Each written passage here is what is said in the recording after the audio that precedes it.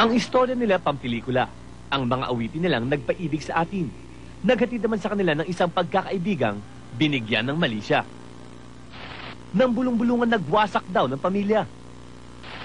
Ngunit hanggang ngayon, ang samahan nila matatag nilang pinanghahawakan sa kabila ng hindi matapos na alingas-ngas sa totoong relasyon daw nila.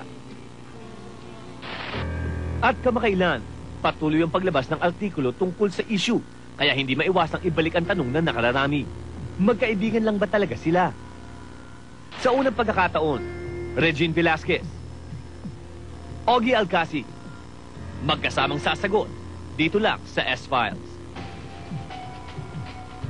Tama natin live ang dalawa. Regine, this is for you. Thank you. And Ogie, alias SM. Ba't wala akong flowers naman? Huwag na, huwag ka naman flowers. Ha? Okay ka na. Okay. Okay, first question. Bakit, despite the fact na talagang iniintriga yung inyong pagkakaibigan nga, yung ang dami ng gayang sinabi, diba, binigyan ng mali siya yung friendship ninyo, bakit ang tatag pa rin? What is that one thing or two things that keep it together? Okay. That we're still friends like that? Oh, despite everything that happened, medyo mabigat yung mga... Hindi, she's a good person. I think that's... And I think I'm a good person too. Kala ko you're a bad person. Nag-compliment eh.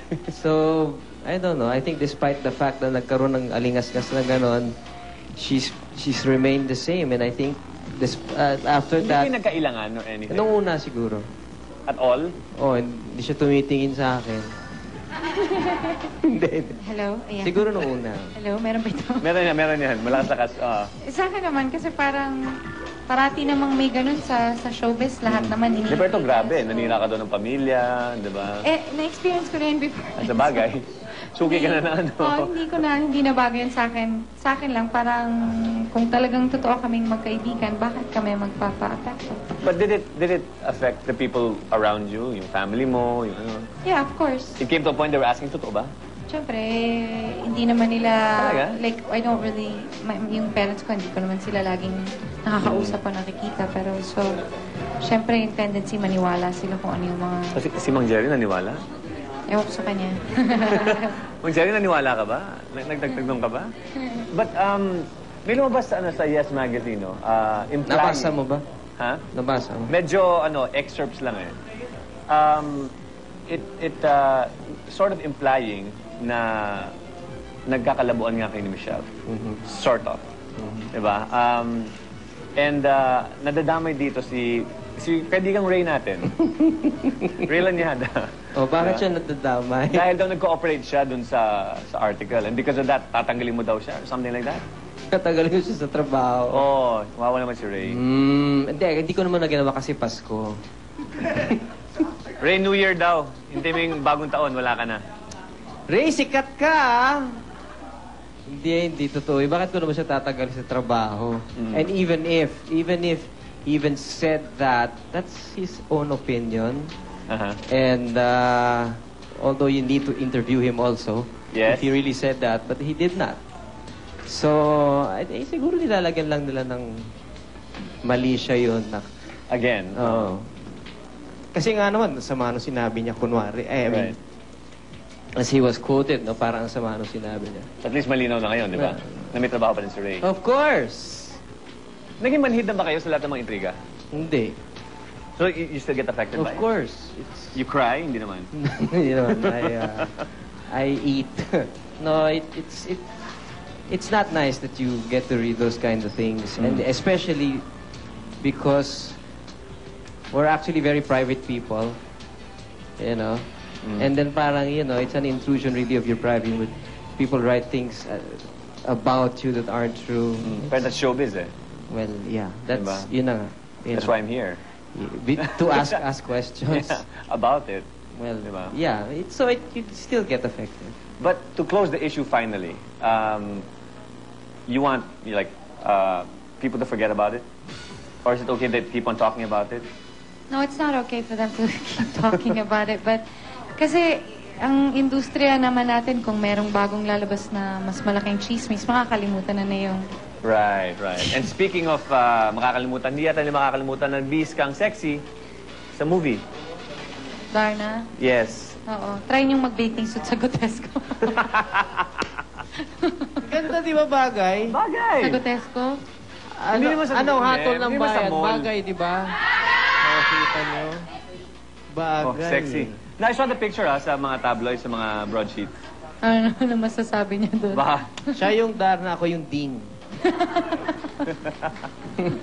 No, but we're very excited about this film, of course. Mm-mm. And natuwa naman ako na pinag-costume nila akong Darna. wag lang sa mga mall. Wag sana hindi Mga lang mall sa tour. mall. At hindi lang yun, nakipag-gulpihan pa sa mga alien. Akala ko gaganto lang ako eh. May isang alien Hindi. doon, hinipan niya. Oo. Namatay. Mas lalong naging alien. Namatay. Ikaw, costume mo medyo ano lang. Hindi, ano lang. Hindi, ayaw namin siyang pagsuotin ng tights. Sando-sando lang. Magmumukha siyang ano. Ayaw namin. Invite Bakit them naman to... hindi? Wag. Kasama ko naman. naman si Super Dog. Ay, Hindi, ibig sabihin, bakit ba?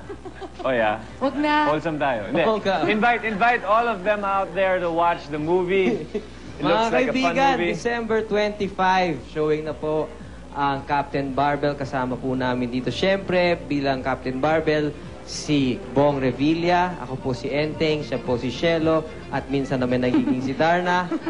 Si Snooki Serna po, si Albert Martinez, Kami. Rufa May Quinto, Antonio. Antonio Aquitania, Jeffrey Kizon, directed po by Mac Alejandre, si Fernando po Jr. po, Wala ay hindi dito. namin kasama. Baka may nakalimutan ako. Si This- Berwin Mailey, Yun. And also, this movie Sarah Geronimo, Yeah. bilang kapatid. ni Enteng. Oh. And also, we have a soundtrack. Yes, ang galing mo talaga. Yung Kaya nga mag-best friend soundtrack kayo po eh. ay lalabas, yung sample. Sample daw, sample. Sample, sa piling mo, sa piling mo. Sa piling mo, ako'y buhay.